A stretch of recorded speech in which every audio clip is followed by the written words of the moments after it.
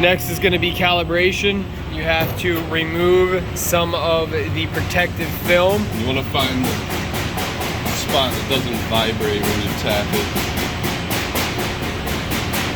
Which that sounds like it's all vibrating. You'll nut there. Right there. Right there. Sound like that. Okay. Use the copper to cut a little piece out.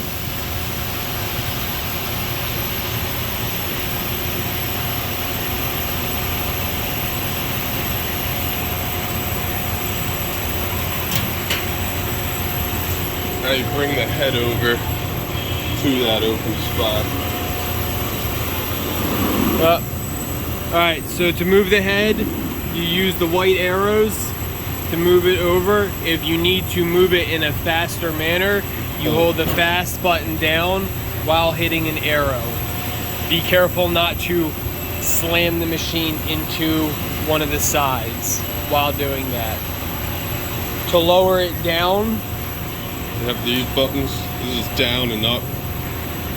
And then if you want to drop the head down to the metal, you click this follow button here. Click follow, and that will drop it down, but then you have to click Z up. Yeah, you want to tap bring it up off the metal. That way that disengages the follow feature. If follow is not disengaged and you move the head off of the sheet, it will continue on a downward path looking for the sheet and slam into the grates. So fine tuning by holding step and then hitting the arrows, you're gonna move that so that the laser is right over top of that. If the beam is not visible when you originally start to do this calibration, you need to hit shutter, right? Yep. To actually have the red laser beam showing so you know where it's at. So now that that's over the material and brought down right above it, you go to BCS 100 right here. And then you're gonna click F1 for calibrate. You're gonna go 1 for servo calibration.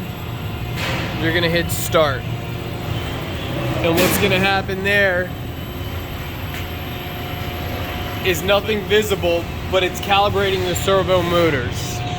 It'll say calibration successful, and you click OK, or enter.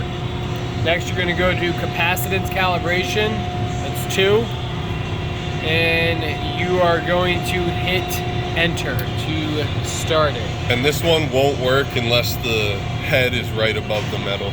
Okay, so hit enter, you go over here, it goes up, touches the metal and comes back up. Alright, it says excellent, excellent, and gives a number value. You want these to say either good or excellent. Anything less than that, you want to redo it. Hit enter to save. If it calibrates on a piece of material that has vibration, those will come up as poor or bad, which is why we originally looked for a spot on the material that does not vibrate.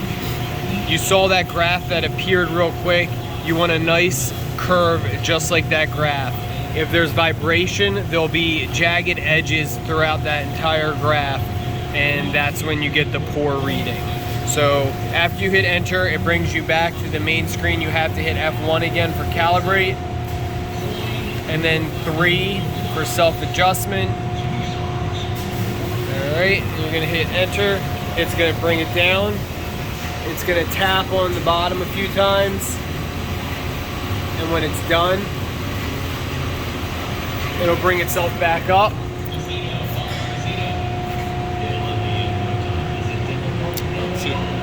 It says adjustment finished. And you're gonna hit enter. And that's it for the procedures for calibration.